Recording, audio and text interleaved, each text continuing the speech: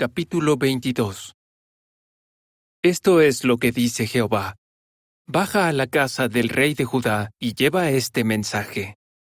Tienes que decir: escucha las palabras de Jehová, oh rey de Judá, que te sientas en el trono de David, tú con tus siervos y tu pueblo, los que entran por estas puertas. Esto es lo que dice Jehová. Defiendan la justicia y la rectitud.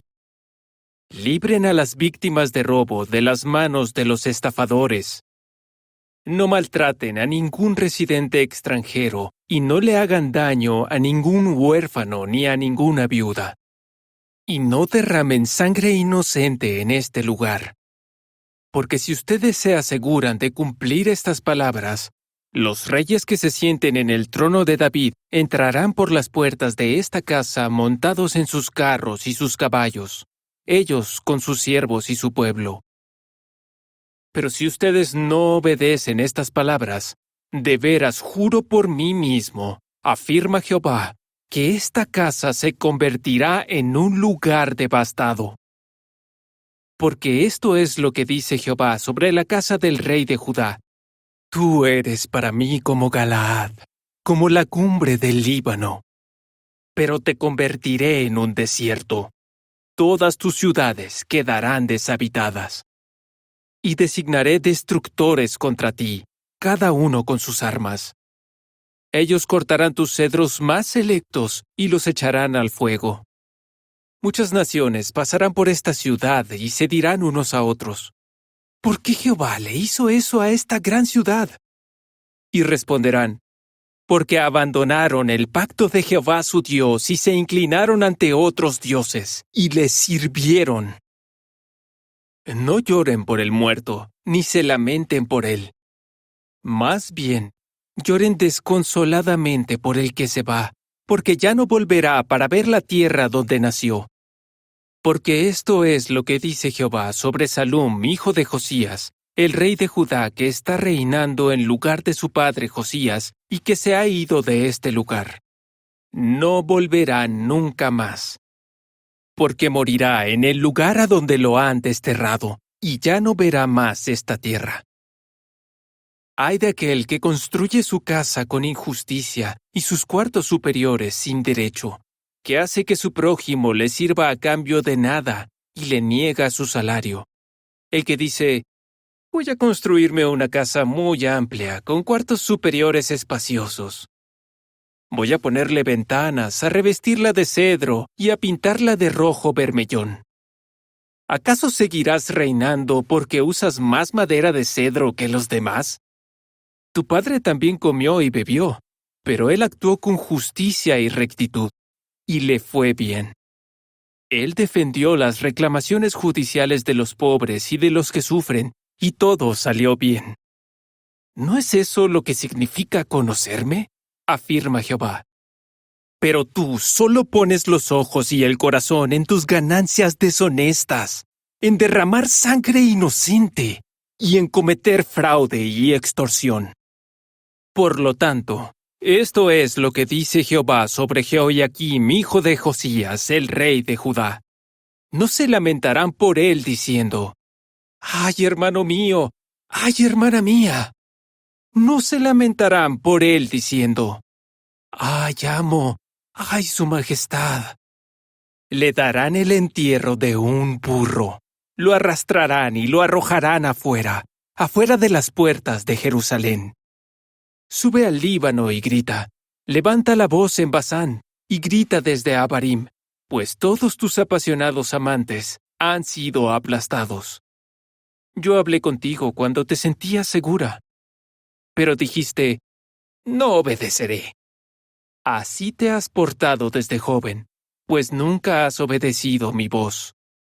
Un viento pastoreará a todos tus pastores, y tus apasionados amantes irán al cautiverio. Entonces se te avergonzará y se te humillará por toda tu calamidad. Oh tú que vives en el Líbano, anidada entre los cedros, ¿cuánto vas a gemir cuando te lleguen los dolores, una angustia como de una mujer que da a luz? Tan cierto como que vivo yo, afirma Jehová, aun si tú, Conías, hijo de Jehoiakim, rey de Judá, fueras el anillo de sellar en mi mano derecha, te arrancaría de allí. Haré que caigas en manos de los que quieren quitarte la vida, en manos de los que te dan miedo, en manos del rey Nabucodonosor de Babilonia y en manos de los caldeos. A ti y a tu madre, la que te dio a luz, los arrojaré a otra tierra en la que ustedes no nacieron, y allí morirán. Y ellos nunca volverán a la tierra a la que tanto desean volver. ¿Es este hombre Conías una simple olla rota y despreciada? ¿Una vasija que nadie quiere? ¿Por qué lo arrojan hacia abajo a él y a sus descendientes, y los echan a una tierra que no conocen? Oh tierra, tierra, tierra, oye las palabras de Jehová. Esto es lo que dice Jehová.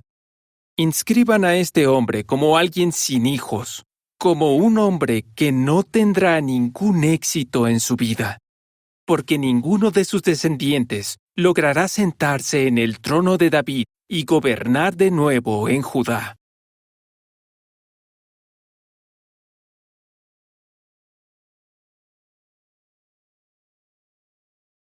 Capítulo 23. Ay de los pastores que acaban con las ovejas de mis pastos y las esparcen, afirma Jehová. Porque esto es lo que Jehová, el Dios de Israel, dice contra los pastores que pastorean a mi pueblo. Ustedes esparcieron mis ovejas. No dejaron de dispersarlas y no las cuidaron. Por eso a ustedes los castigaré por sus malas acciones, afirma Jehová. Entonces recogeré al resto de mis ovejas de todas las tierras a donde yo las he dispersado, y las traeré de vuelta a sus pastos, y se reproducirán y llegarán a ser muchas. Y pondré sobre ellas pastores que de verdad las pastoreen. Ya no tendrán miedo ni terror, y no faltará ninguna, afirma Jehová. Miren, se acercan los días, afirma Jehová, en que haré que surja de David un brote justo. Y un rey gobernará, y mostrará entendimiento, y defenderá la justicia y la rectitud en la tierra. En sus días se salvará a Judá, e Israel vivirá seguro. Y este es el nombre con el que se le llamará: Jehová es nuestra justicia. Por lo tanto, se acercan los días, afirma Jehová, en que ya no se dirá: tan cierto como que vive Jehová, quien sacó al pueblo de Israel de la tierra de Egipto. En vez de eso dirán: tan cierto como que vive Jehová, quien sacó y trajo de vuelta a los descendientes de la casa de Israel, de la tierra del norte y de todas las tierras a donde yo los había dispersado. Y ellos vivirán en su propia tierra. En cuanto a los profetas, se me ha roto el corazón dentro de mí. Me tiemblan todos los huesos. Estoy como un hombre borracho, como un hombre vencido por el vino, debido a Jehová y a sus santas palabras. Porque esta tierra está llena de adúlteros. La tierra se ha puesto de duelo por la maldición, y los pastos del desierto se han secado. Hacen lo que es malo y abusan de su poder. Tanto el profeta como el sacerdote están contaminados. Hasta en mi propia casa he encontrado su maldad, afirma Jehová. Por lo tanto, su camino será resbaladizo y oscuro. Se les empujará y caerán. Porque les mandaré una calamidad en el año de ajuste de cuentas, afirma Jehová. Y he visto algo repugnante en los profetas de Samaria. Sus profecías son de parte de Baal, y descarrían a mi pueblo Israel. Y he visto cosas horribles en los profetas de Jerusalén. Cometen adulterio y viven en la mentira. Apoyan a los malvados y no se arrepienten de sus maldades. Para mí, todos son como Sodoma, y los habitantes de ella son como Gomorra. Por lo tanto, esto es lo que dice Jehová de los ejércitos contra los profetas. Voy a hacer que coman ajenjo, y voy a darles de beber agua envenenada. Porque los profetas de Jerusalén han esparcido la apostasía por todo el país. Esto es lo que dice Jehová de los ejércitos. No escuchen las palabras de los profetas que están profetizándoles.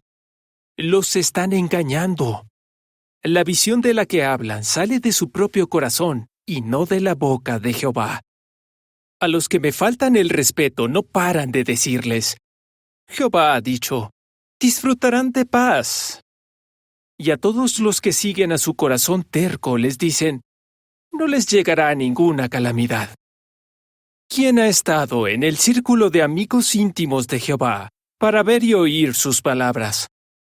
¿Quién ha prestado atención para escuchar sus palabras? Miren, la tempestad de viento de Jehová se desatará con furia. Bajará como un torbellino sobre las cabezas de los malvados. La furia de Jehová no se calmará hasta que Él haya hecho realidad las intenciones de su corazón y las haya llevado a cabo. Ustedes entenderán esto claramente en la parte final de los días. Yo no envié a los profetas, pero ellos fueron corriendo. No hablé con ellos, pero ellos profetizaron. Pero si hubieran estado en mi círculo de amigos íntimos, habrían hecho que mi pueblo escuchara mis palabras y que dejara su mal camino y sus malas acciones. ¿Acaso soy un Dios solo de cerca y no lo soy también desde lejos? Afirma Jehová. ¿Puede un hombre ocultarse en un escondite donde yo no lo vea? Afirma Jehová. ¿Acaso no lleno yo los cielos y la tierra? Afirma Jehová. A los profetas que están profetizando mentiras en mi nombre los he oído decir, tuve un sueño, tuve un sueño. ¿Hasta cuándo seguirá en el corazón de los profetas esto de profetizar mentiras?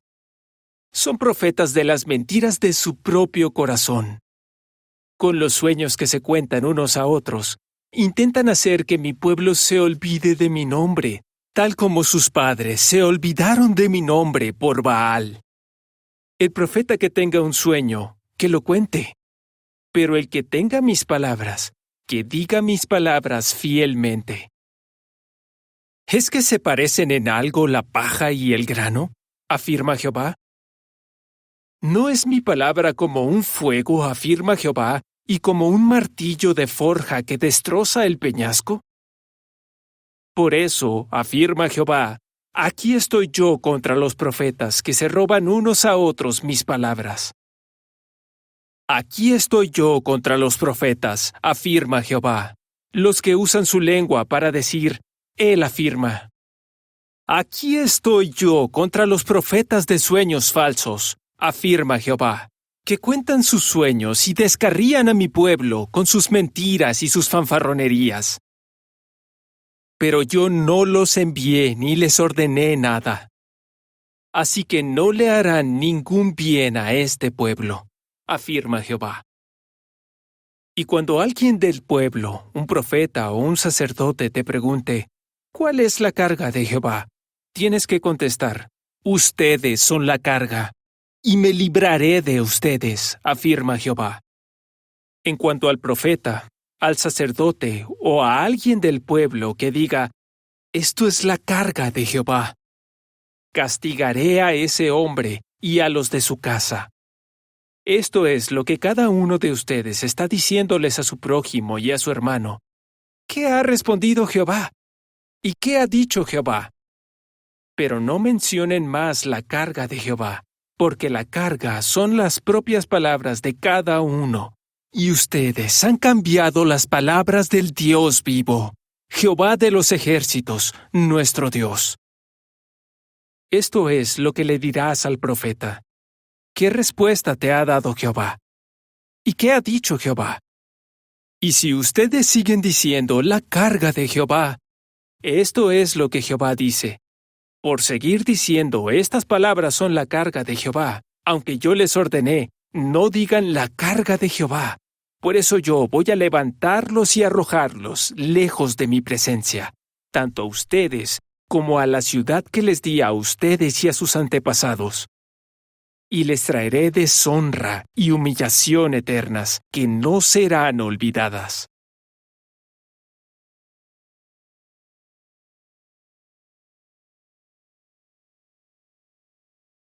Dos, busquemos perlas escondidas. ¿Cuál es la carga de Jehová? La expresión la carga de Jehová puede parecer, a primera vista, una referencia a un mensaje difícil o pesado que Dios entrega a sus siervos. Sin embargo, al analizar cuidadosamente el contexto de Jeremías 23:33, se descubre una enseñanza mucho más profunda y conmovedora. La verdadera carga no era el mensaje de Jehová. La verdadera carga eran las personas que, con una actitud persistente de indiferencia, orgullo y rebeldía, rechazaban una y otra vez las advertencias que Él les enviaba por medio de sus profetas. Esta enseñanza revela una realidad espiritual que sigue vigente. Jehová nunca considera una carga a las personas por sus debilidades, sino por su negativa deliberada a escuchar, arrepentirse y cambiar. Él es un Dios paciente, misericordioso y dispuesto a perdonar, pero también es un Dios de justicia que no obliga a nadie a aceptar su guía. Cuando una persona endurece continuamente el corazón y desprecia su dirección, termina alejándose voluntariamente de la protección divina. La verdadera carga no era el mensaje, sino el corazón de quienes lo rechazaban. En Jeremías 23:33, el pueblo utilizaba con ligereza la expresión la carga de Jehová, como si las advertencias divinas fueran un peso insoportable o motivo de burla. Sin embargo, Jehová respondió mostrando que el verdadero problema no era su mensaje, sino la actitud de quienes lo despreciaban. De este relato surge un principio de enorme valor. Los mandatos de Jehová nunca son una carga, la verdadera carga es la obstinación del corazón humano que rechaza su guía. Esta diferencia merece una profunda reflexión. El mismo mensaje podía producir dos resultados completamente distintos. En una persona humilde, despertaba arrepentimiento, esperanza y el deseo de cambiar. En una persona orgullosa, producía molestia, rechazo y hasta burlas. El mensaje nunca cambió, lo que cambió fue la condición del corazón de quienes lo escuchaban. Esto demuestra que la reacción ante el consejo de Jehová revela el estado espiritual de una persona más que el contenido del propio consejo. El amor de Jehová siempre advierte antes de juzgar. Muchos podrían pensar que las advertencias registradas por Jeremías reflejan únicamente severidad. Sin embargo, un análisis equilibrado demuestra exactamente lo contrario. Jehová enviaba repetidas advertencias porque amaba a su pueblo y deseaba salvarlo. Si hubiera querido destruirlo sin remedio, no habría enviado profetas durante tantos años. Cada advertencia era una oportunidad para cambiar. Cada llamado al arrepentimiento era una demostración de paciencia. Cada invitación a regresar era una prueba de su misericordia. Aquí encontramos otro principio bíblico fundamental. La disciplina de Jehová siempre tiene como primer objetivo restaurar, no castigar. En la vida cotidiana sucede algo parecido. Un médico que informa a su paciente sobre una enfermedad grave quizá provoque preocupación, pero nadie diría que el diagnóstico es el problema. El verdadero peligro sería ignorarlo. Del mismo modo, los mensajes de advertencia de Jehová pueden resultar incómodos para quien no desea cambiar, pero precisamente esa incomodidad puede salvar una vida espiritual. Cuando rechazamos repetidamente la guía divina, el corazón comienza a endurecerse. La historia de Judá demuestra que el peligro no apareció de un día para otro. El pueblo no rechazó a Jehová mediante una sola decisión. Lo hizo poco a poco. Cada advertencia ignorada hizo más fácil ignorar la siguiente. Cada concesión debilitó la sensibilidad espiritual. Cada excusa fortaleció el orgullo. Este proceso también puede ocurrir hoy. No suele comenzar con un pecado grave. Comienza cuando dejamos de escuchar los consejos bíblicos porque pensamos: eso nunca me ocurrirá. Yo puedo decidir mejor. No es tan importante. Con el tiempo, la conciencia pierde sensibilidad y lo que antes producía inquietud termina pareciendo normal. Por eso la Biblia enseña que la humildad protege el corazón, mientras que el orgullo lo endurece lentamente. El contraste entre dos maneras de escuchar a Jehová. Existe un contraste muy sencillo que ayuda a comprender esta enseñanza. Una persona orgullosa escucha un consejo bíblico y pregunta: ¿por qué tengo que cambiar? Una persona humilde escucha exactamente el mismo consejo y pregunta: ¿qué quiere enseñarme Jehová para acercarme más a Él? La diferencia no está en el mensaje. La diferencia está en la disposición del corazón. Este contraste explica por qué algunas personas fortalecen su amistad con Jehová mediante la corrección, mientras otras terminan alejándose precisamente por rechazarla. Una lección aprendida al valorar la guía de Jehová. Hubo un tiempo en que pensaba que aceptar consejos espirituales significaba reconocer debilidad. Creía que mientras mis intenciones fueran buenas, bastaba conseguir mi propio criterio. Sin embargo, con los años comprendí que la verdadera madurez espiritual consiste precisamente en permitir que Jehová moldee nuestra manera de pensar. Descubrí que muchas decisiones que parecían correctas desde mi punto de vista podían tener consecuencias que yo no alcanzaba a prever. Cuando comencé a analizar cada decisión a la luz de los principios bíblicos y acepté con humildad la orientación basada en la palabra de Dios, experimenté una paz que antes no conocía. Comprendí que Jehová nunca intenta limitar nuestra libertad. Él desea proteger nuestro futuro. Fue entonces cuando entendí que el consejo divino jamás había sido una carga. La carga había sido mi resistencia a dejarme guiar. ¿Cómo evitar convertirnos en una carga para Jehová? Las enseñanzas de este pasaje ofrecen aplicaciones muy prácticas para la vida diaria.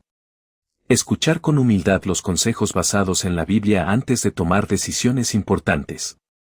Examinar nuestras reacciones cuando recibimos corrección. Si nos incomoda, preguntarnos primero qué desea enseñarnos Jehová. No justificar pequeñas concesiones espirituales, porque suelen ser el inicio de problemas mayores. Mantener una oración constante pidiendo un corazón enseñable y dispuesto a cambiar. Recordar que la paciencia de Jehová es una oportunidad para arrepentirnos, no una razón para retrasar los cambios necesarios. Valorar las advertencias bíblicas como expresiones del amor paternal de Jehová y no como restricciones innecesarias. La pregunta ¿cuál es la carga de Jehová?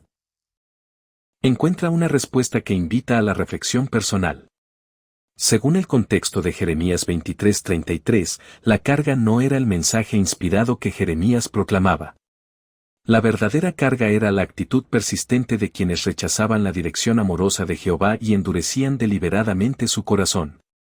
Esta enseñanza conserva toda su vigencia.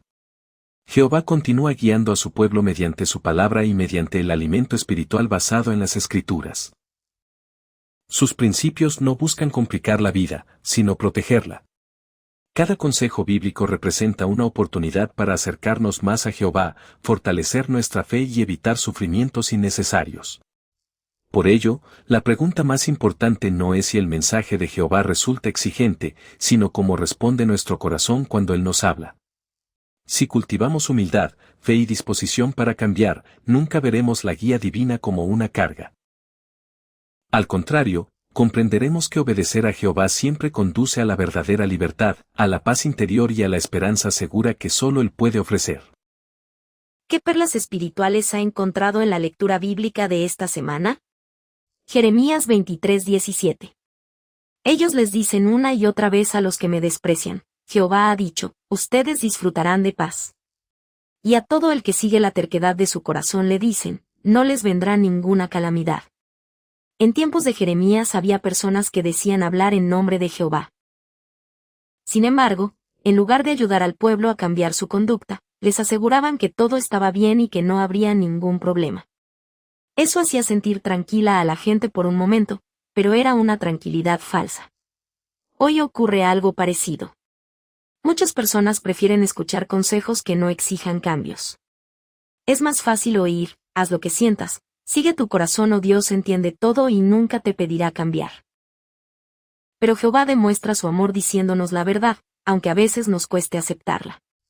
Un buen médico no demuestra amor ocultando una enfermedad, la demuestra diciendo la verdad para que el paciente pueda curarse. De la misma manera, Jehová nunca oculta lo que necesitamos corregir porque desea salvarnos, no complacernos.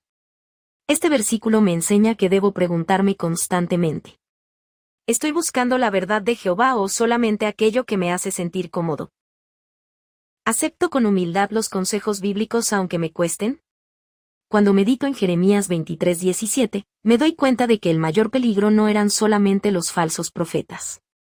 El verdadero problema era que muchas personas querían escuchar precisamente ese tipo de mensajes.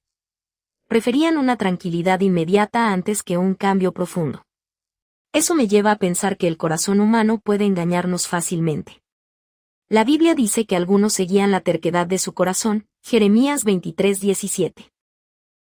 Es decir, primero decidían cómo querían vivir y después buscaban a alguien que justificara su decisión. Eso sigue pasando hoy. Vivimos en una sociedad donde casi siempre se nos dice que no cambiemos por nadie, que cada uno tiene su propia verdad o que basta con sentirse bien. Sin embargo, Jehová enseña algo muy diferente. La felicidad verdadera comienza cuando dejamos que Él moldee nuestro corazón. Pienso en muchos testimonios publicados en JW Broadcasting y en jw.org. Personas que estuvieron atrapadas durante años en adicciones, violencia, inmoralidad o una vida sin propósito suelen decir algo muy parecido durante sus entrevistas. Al principio no les gustaba escuchar la verdad porque implicaba cambiar. Pero cuando aceptaron la guía de Jehová descubrieron una paz mucho más profunda que cualquier placer pasajero. Eso me hace reflexionar. Si aquellos hermanos hubieran buscado solamente mensajes agradables, probablemente nunca habrían cambiado su vida. Lo que realmente los salvó fue aceptar la verdad de Jehová, aunque al principio les resultara difícil. Entonces comprendo un principio muy importante. El amor verdadero no siempre dice lo que quiero escuchar, dice lo que necesito escuchar. Así actúa Jehová como padre. Un padre amoroso no permite que su hijo juegue cerca de un precipicio solo para evitar que se enoje. Lo detiene, incluso si el niño llora. Del mismo modo, Jehová utiliza su palabra, la congregación y los pastores espirituales para advertirnos cuando vamos por un camino peligroso. Esta reflexión también me obliga a examinarme personalmente. Cuando leo la Biblia o escucho una reunión, ¿busco confirmar mis propias ideas? ¿O permito que Jehová cambie mi manera de pensar? La diferencia es enorme. Si solo busco sentirme bien, puedo terminar como las personas de los días de Jeremías, convencidas de que todo estaba bien cuando en realidad se estaban alejando de Jehová. Pero si acepto con humildad la disciplina y los consejos bíblicos, experimentaré la paz auténtica que proviene de tener una buena amistad con Jehová. Al final comprendo que la verdadera paz nunca nace de ignorar el pecado, sino de reconciliarse con Jehová mediante la obediencia. Ese es el tipo de paz que nadie puede quitar. Jeremías 23:17 me hace pensar que debo tener mucho cuidado de no buscar solamente mensajes que me hagan sentir cómodo. Los falsos profetas prometían paz sin que la gente cambiara su forma de vivir. En cambio, Jehová siempre nos dice la verdad porque nos ama. A veces un consejo bíblico puede corregirme o hacerme reflexionar, pero precisamente esa es una prueba del cariño que Jehová siente por mí. Igual que un buen médico dice la verdad para salvar una vida, Jehová usa su palabra para proteger nuestro futuro. Por eso quiero seguir escuchando su voz y no la de mi propio corazón, porque sé que solo Él puede darme la verdadera paz. 7. Del pasado al presente, el cuerpo gobernante promueve la unidad, parte 1. El cuerpo gobernante siempre ha sentido la gran responsabilidad de obedecer estas palabras de Jesús. Alimenta a mis corderos, pastorea a mis ovejitas. Hoy día la tecnología nos permite sentir que los hermanos del cuerpo gobernante son nuestra familia. Pero, ¿sintieron lo mismo los hermanos en el pasado?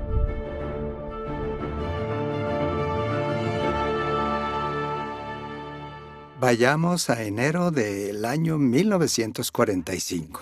Los hermanos Nord y Franz iniciaron una gira que duró 4 meses. Visitaron varios países de Latinoamérica y acabaron celebrando varias asambleas en Norteamérica. Su objetivo era visitar sucursales que ya existían, establecer otras nuevas y promover la predicación del reino. En estos viajes, conocidos como giras de servicio, supervisaban el trabajo en las sucursales, daban discursos en asambleas, dedicaban nuevas instalaciones, visitaban hogares misionales remotos y también se reunían con congregaciones de la zona. Todo esto en unos cuantos días. Daban instrucciones sobre la predicación, sobre cómo dirigir las reuniones y explicaban cómo iba la obra por todo el mundo. Además, también dedicaban tiempo a predicar con los hermanos. En una de estas giras pararon en Guatemala y visitaron una congregación pequeñita de solo 8 personas. Estos hermanos amaban la predicación, y sé por experiencia propia que el hermano Nor quería de todo corazón a los misioneros. Por eso, como había mandado a algunos de ellos a Latinoamérica, quería ver cómo les estaba yendo, así que los visitó. A lo largo de los años, viajó por todo el mundo y visitó tantos hogares misionales como pudo. Se reunía con cada misionero para saber qué problemas afrontaban o si necesitaban un alojamiento mejor, para ver si había interés por la verdad en la zona e incluso analizar si hacía falta una nueva sucursal o comprar una propiedad. El hermano Nor amaba a la hermandad, especialmente a los misioneros y a los betelitas. Aunque solo tuviera 15 o 20 minutos, cuando hacía una parada en una estación de tren o en un aeropuerto, aprovechaba ese tiempo para animar a los hermanos y motivarlos a seguir predicando. El hermano Nor estaba muy preocupado por el bienestar de los hermanos que vivían en los países de Europa desgarrados por la Segunda Guerra Mundial. En noviembre de 1945, él y el hermano Henschel visitaron Gran Bretaña, Francia, Suiza, Bélgica, los Países Bajos y Escandinavia. Imagínense cómo estarían las cosas tan solo unos meses después de la guerra. Las vías del tren y los puentes estaban destruidos, y no era fácil viajar de una ciudad a otra. No estaban allí para hacer turismo, estaban allí para trabajar duro por los hermanos. Hicieron esto porque realmente querían ayudar y animar a los hermanos de estos países, porque de verdad los amaban.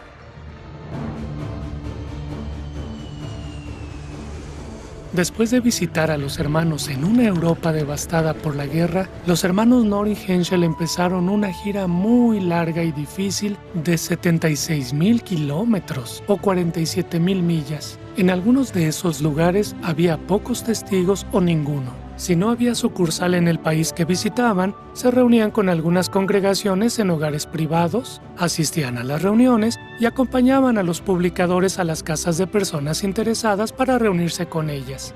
Solían alquilar lugares para hacer reuniones públicas, y los hermanos Nor y Henschel iban a las calles para anunciar el discurso que se iba a dar esa noche. El propio hermano Nor hasta montaba en bicicleta con otros hermanos para anunciar sus discursos. Y cientos de personas asistían a estas reuniones, aunque en una ocasión el hermano Nor recibió una nota con una amenaza. Bueno, las cosas no siempre salían como se habían planeado. En una ocasión, los hermanos Nor y Henschel estaban viajando por África y en Nigeria tenían que dar discursos en 2 asambleas. Para ir a una de ellas, tenían que hacer un largo viaje por carretera de 640 kilómetros o 400 millas. Así que salieron a las 3:30 de la madrugada. Pero como tuvieron problemas con el auto, perdieron 18 horas y se dieron cuenta de que no llegarían a tiempo. Entonces decidieron volver a la sucursal, que estaba en Lagos. Pero para volver, tardaron 24 horas a través de la selva y tuvieron más problemas con el auto. Cuando llegaron, descansaron un poquito y se fueron a la siguiente sucursal.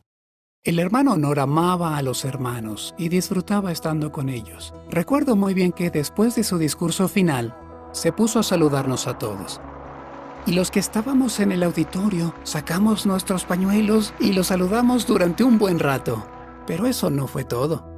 Después, se fue a la estación con el hermano Henschel para despedirse de todos los hermanos que se iban en los trenes. Y les decían en alemán, ¡adiós!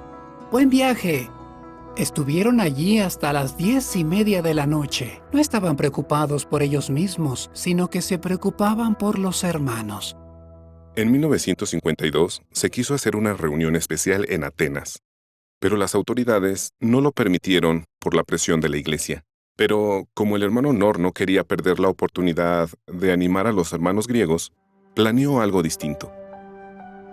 Él y el hermano Henschel irían en taxi a las casas de diferentes hermanos para dar un discurso de unos 20 minutos. Lo hicieron a pesar de que corrían el riesgo de ser arrestados por reunirse. De esta forma, pudieron estar con 905 hermanos griegos.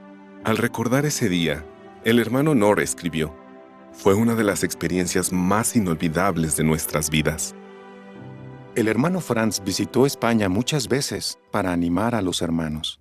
De hecho, en los años 50 la obra estaba prohibida y él estaba muy preocupado por ellos.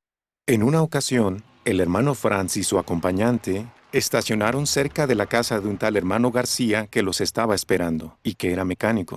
Abrieron la cubierta del motor y le preguntaron a un vecino si había algún mecánico cerca. El vecino les indicó la casa del hermano García, que al verlos les dijo: tienen que venir a mi taller.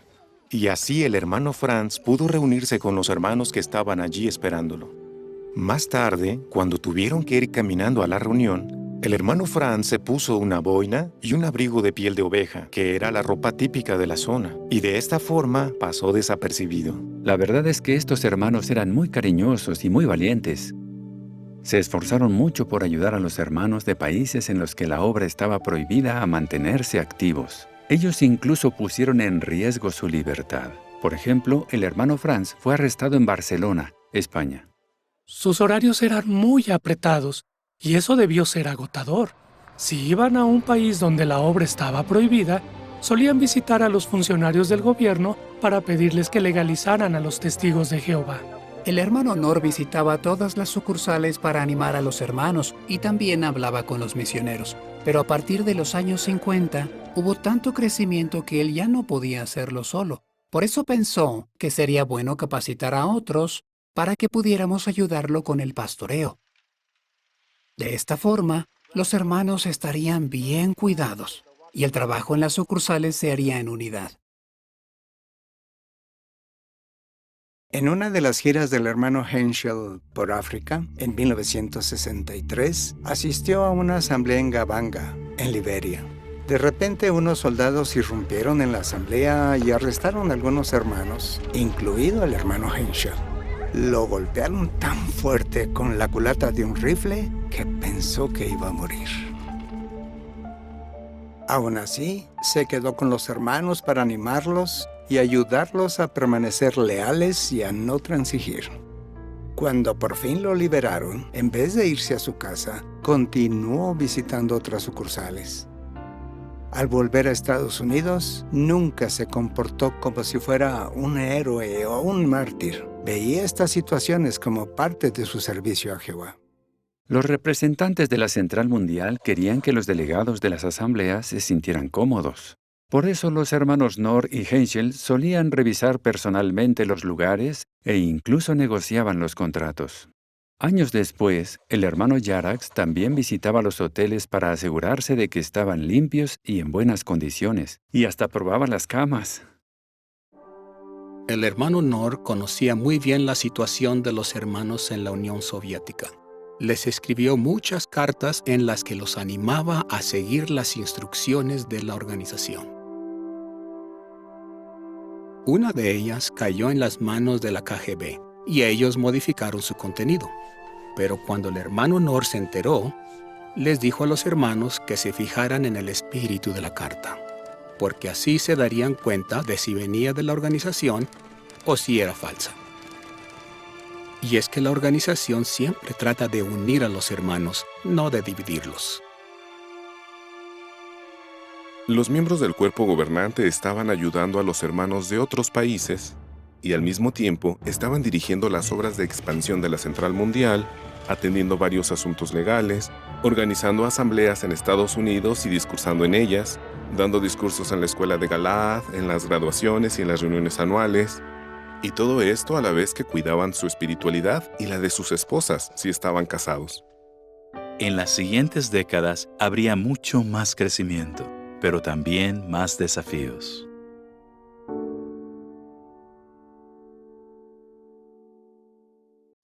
Cuando no había Internet y otras tecnologías, ¿cómo demostraron los miembros del cuerpo gobernante que eran buenos pastores?